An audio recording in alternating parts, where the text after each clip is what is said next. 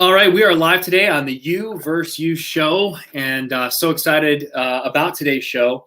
And You vs. You is a book that I wrote that is all about winning the battle against yourself. And I'm so excited for each and every one of you to be on today to hear really how to win the battle of you versus yourself on a day-to-day basis. And we have always incredible guest speakers, and we have one today. Her name is Corinn, and she is a business owner. She's an entrepreneur, and we have a theme of today's interview. It's going to be about how to navigate yourself in winning the you versus you battle in the storms of life. So I know a lot of you are probably sick and tired of hearing about COVID. I know a lot of you are probably sick and tired of hearing about a pandemic. If I never have to hear the pandemic word and COVID ever again, I'm going to be just fine in life. But COVID, this is going to be over. And already in Illinois, which is one of the tough states, we're opening up this Friday. I get to go to the hair salon. I get to get a haircut. We get to go to restaurants, this weekend in Illinois. I know a lot of states are starting to open up. So COVID is going to be a thing of the past in the future. But, that doesn't stop the pandemic in your own life. It doesn't stop the trials and tribulations that we all have to go through. So hopefully you get a lot out of this message today from our special guest, Corinn. If you could just share a little bit about yourself, Corinn, a little bit about who you are, your background, what you do, and then we're going to dive into some awesome questions that we prepared today for you. So thanks so much for being on. Take it away. Awesome. Yeah, I'm super excited to be on today. I've been looking forward to this ever since you asked me to be on. It's a privilege and an honor to be able to speak in other people's lives. And I just hope that, today, whatever I say can really stick with somebody and make an impact in at least one person's life. And that's what I'm here for. So my professional background is in medical aesthetics. So I own a medical spa in Jacksonville, Florida, and we perform aesthetic, non-surgical body and face procedures to enhance your beauty and to give women their confidence back, especially after you've had children or you've gone through extreme weight loss like myself. Back in 2018, I lost 80 pounds in a matter of 3 months. And I did that by pure determination. Right. It was the battle between you and in between your ears, right? Yes. And so that was really the breakthrough for me to be able to realize that I could achieve anything, and that with determination, like the sky was the limit, because that was the first time I'd ever set a goal and hit it on the head on the exact date that I actually had in mind. Okay. So the target weight on the date, February 10th, and I hit it on the head. I woke up that morning and stepped on the scale, and I just, it was just amazing for me to see that number. And so from there, it really gave me the confidence to build my businesses, become an entrepreneur, and to have the faith and the confidence that I needed in myself to believe that I could achieve anything. And that was the beginning for me. So I opened my medical spa, and I've done very well since then, very blessed and grateful. I have a wonderful medical spa, wonderful business. And I have 8 wonderful women that work for me, and they dedicate their lives to this place every single day. They're here more than I am now, which is funny. And so it's given me this new freedom to be able to go back out into the world and impact other people's lives, because I've achieved something that I believe anybody can achieve with the right mentorship and the right leadership. And just the right knowledge, because the Lord says in his good book that wisdom is more precious than gold. And I never had money growing up, and all I ever knew to do was to read books and to learn as much as I possibly could, because I felt inequipped to go into life. So I spent most of my time reading and learning and developing who I was as a person so that I could survive this life. And then eventually that turned into something a lot more than just surviving. So tell me a little bit about the decision you made. What made you make the decision? Was this February of 2020 that you actually hit your goal of 80 pounds, or what? Tell us a little bit about the moment that you realized, okay, I need to do something.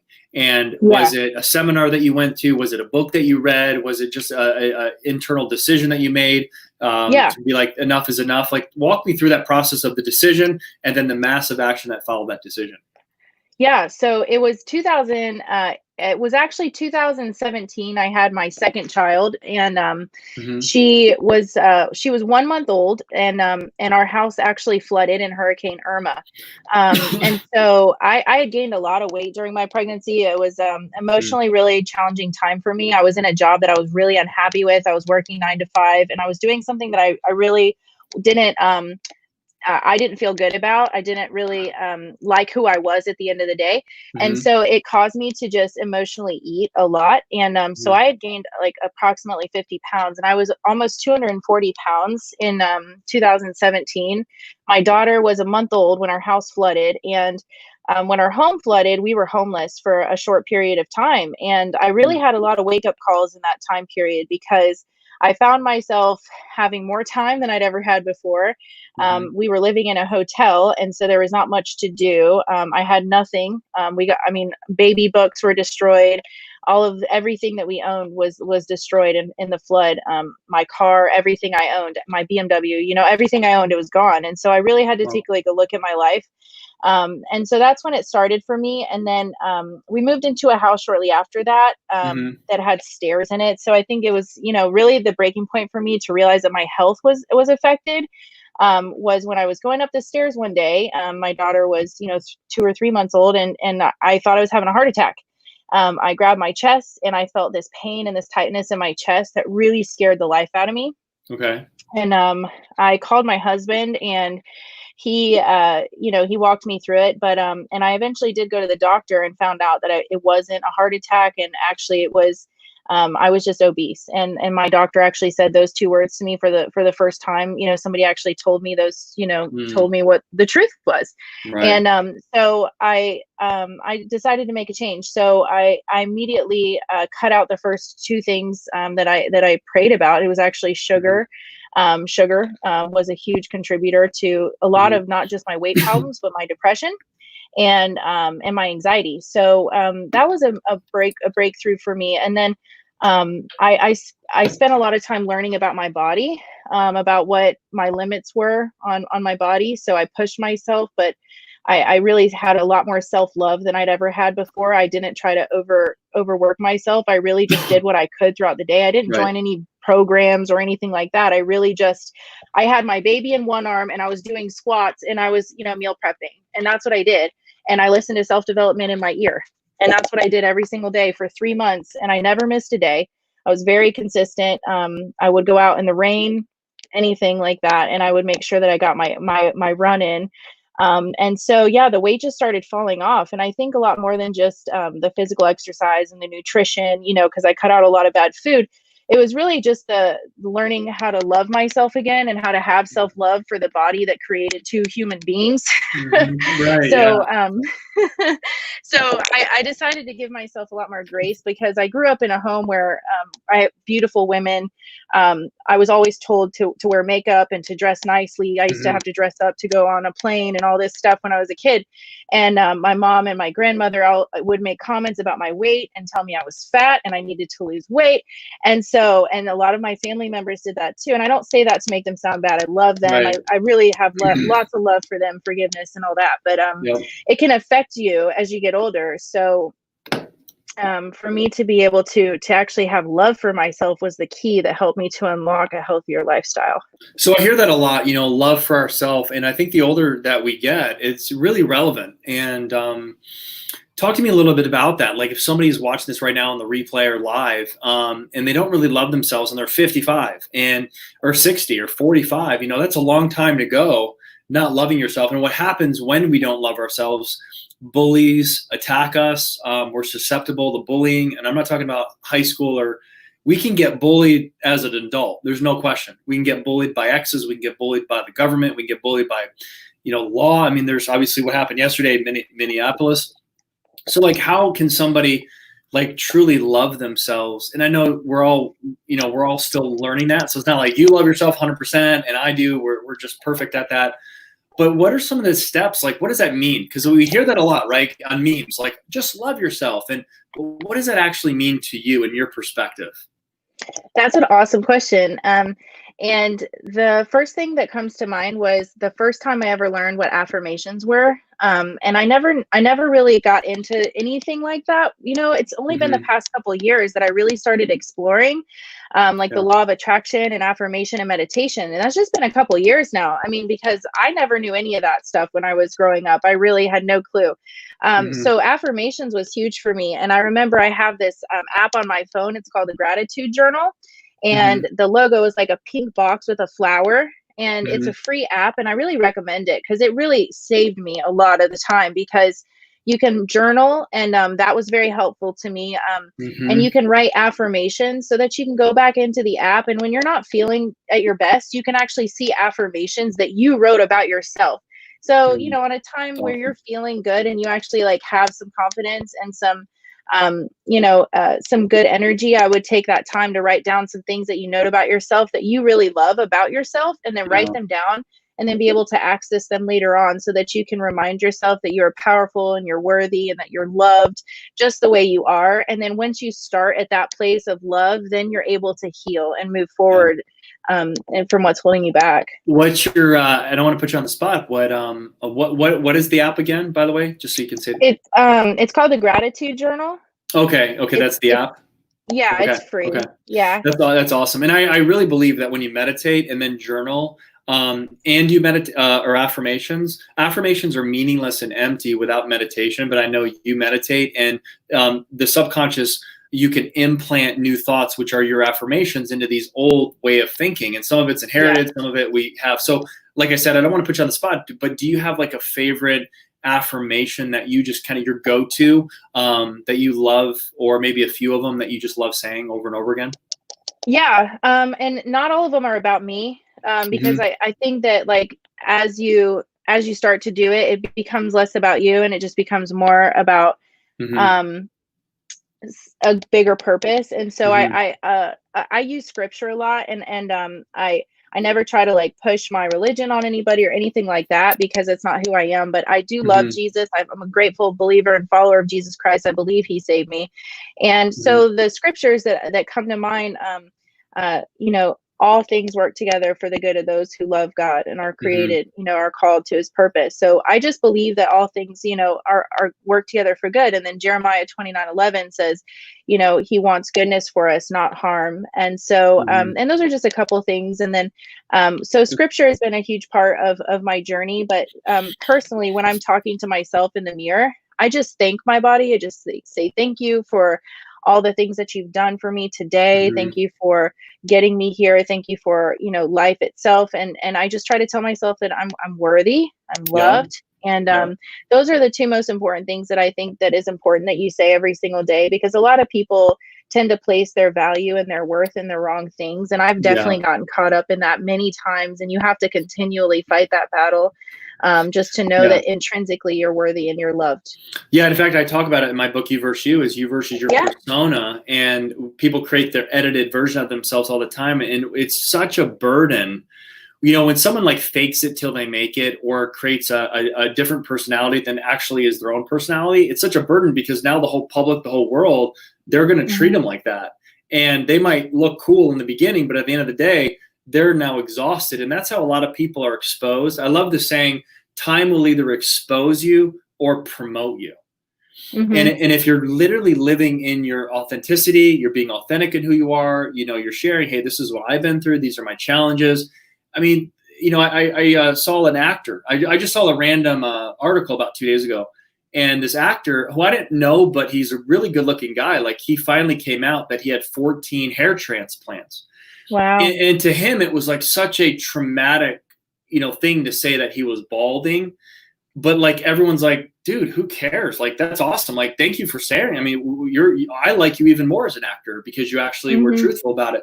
So I think we hide our insecurities. We hide, maybe our body, like we maybe wear a lot of black, or we don't want to like be who we really are in that moment. You're like, well, I'll show my body when I have a six pack.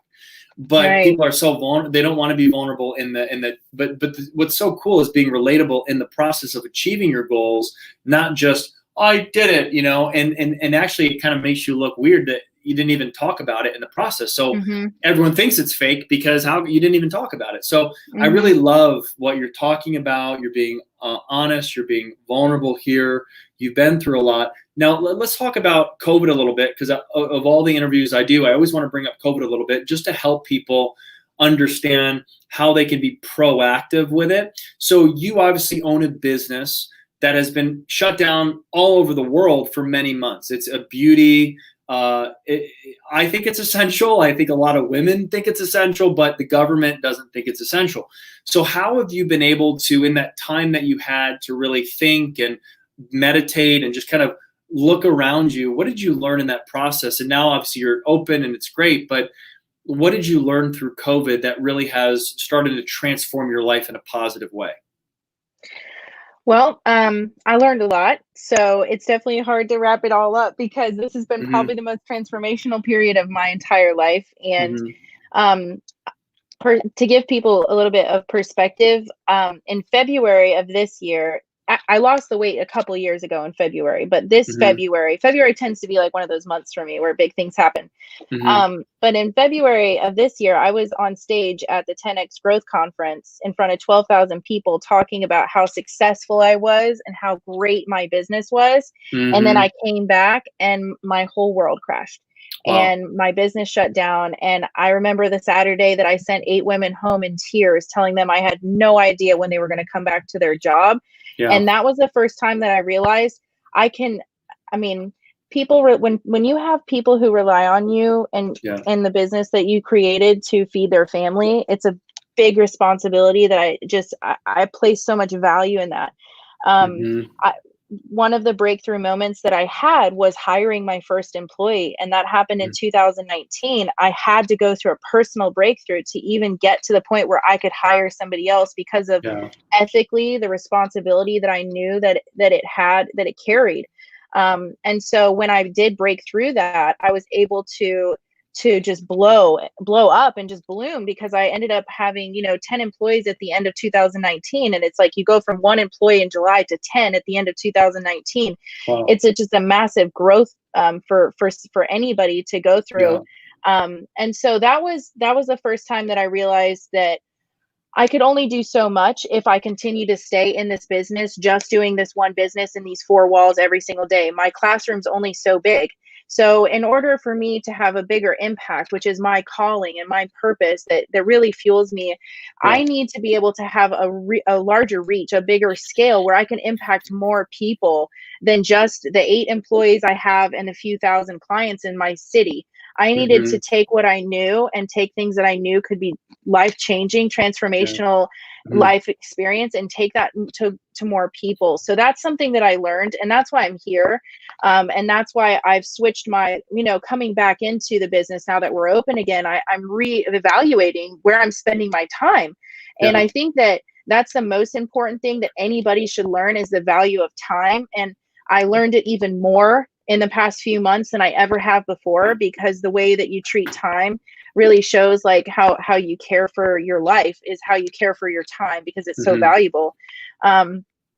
And so I did take some time to spend with my children, to reignite and to rekindle relationships with people that I had kind of put on the back burner to chase success. And I realized that chasing fame and success isn't going to give you a fulfillment, because I had it all. At the top, I was on the top. I the stage and the lights and the things, and then it's gone. And it's just like, that's not, and then I'm empty. And so I'm like, I have to figure this out.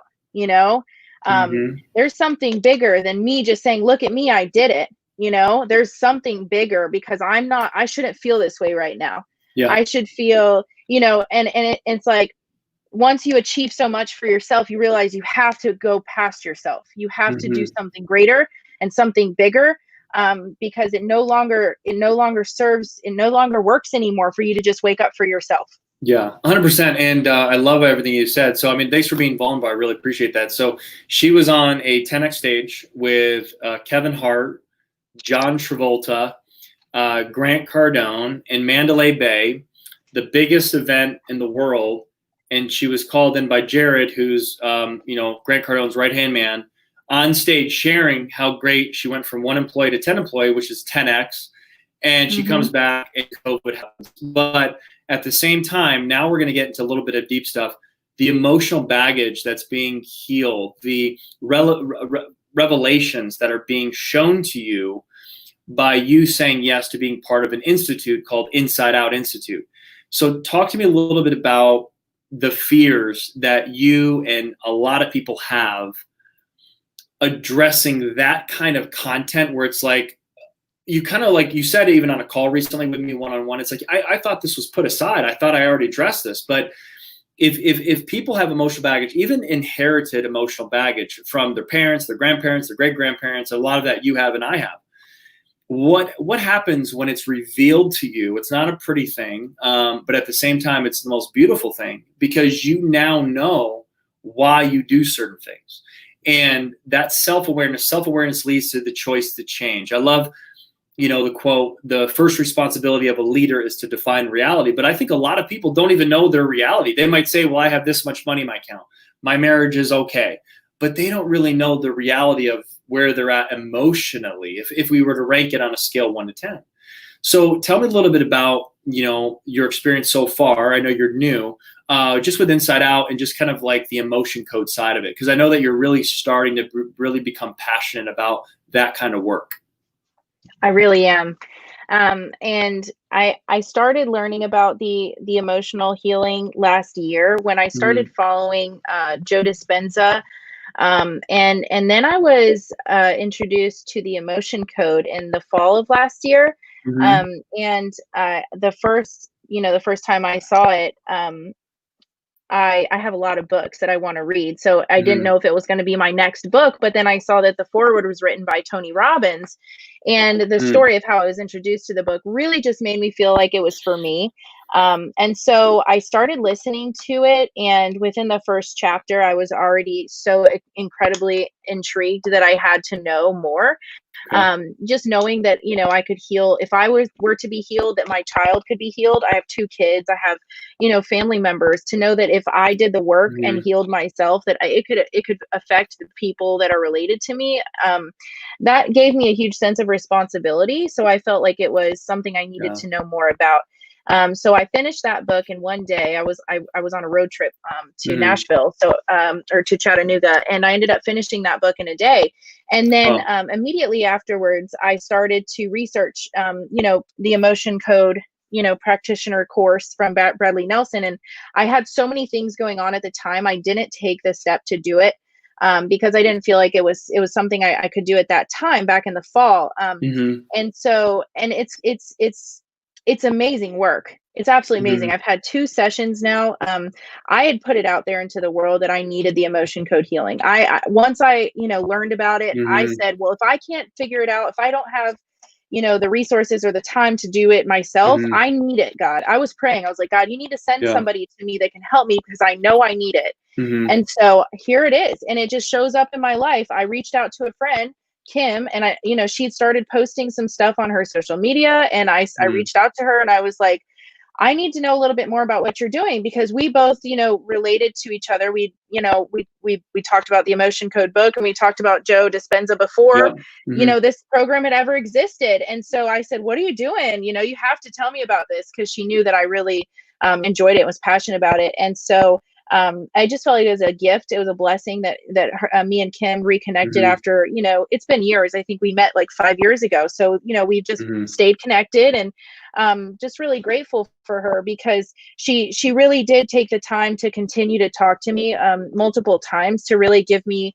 like her experience and what she's gone through. And she's very vulnerable and open with me. And I thought that was special, because not a lot of people are willing to be vulnerable like that. And that's where healing is found. So I thought there was something unique to this program, and into the overall, everything. And I started reading your book. I just finished chapter 7 before I got on this call. So nice. I absolutely love it.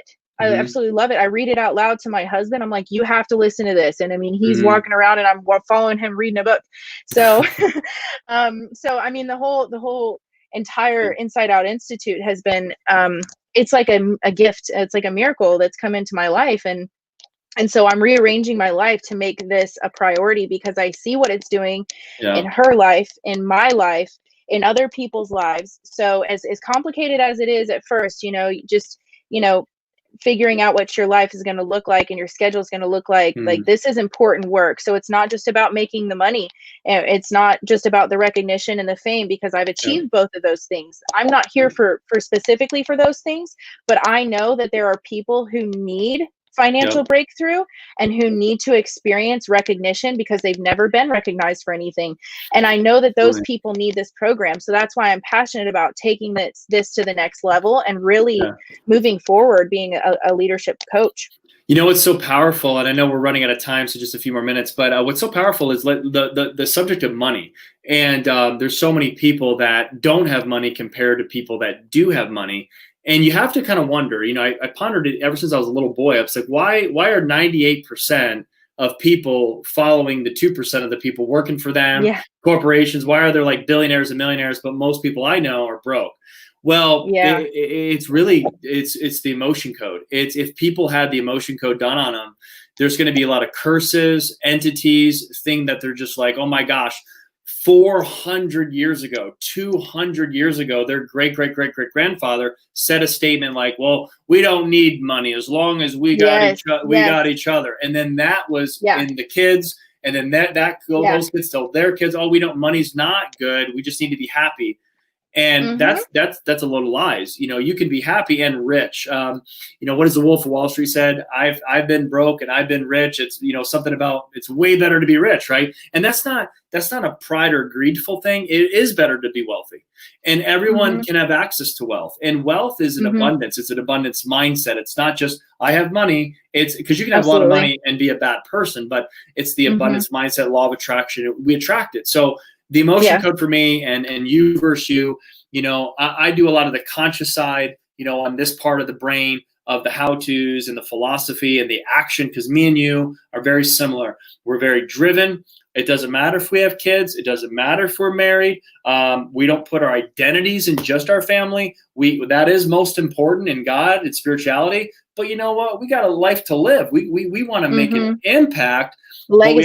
Legacy and impact, but at the same time, you have emotional baggage, I have emotional baggage. So if we can deal with that, then all the other stuff is like gravy. It's like a lot easier to have that. Yeah. So it's a powerful what you're saying. I know a lot of people are getting a lot out of this. So where can we follow you? I know you got a big following on Instagram. Obviously right here is on Facebook, but where can people follow you on your Instagram page? So my Instagram is Corinn_live. So it's CORINN_live. And that's where I'm most active. I think from there you could probably catch me on my, you know, Facebook, and I'm just now figuring out TikTok. I think TikTok's a great tool. So if you're, if you want to learn about TikTok, I recommend it as a business professional, actually.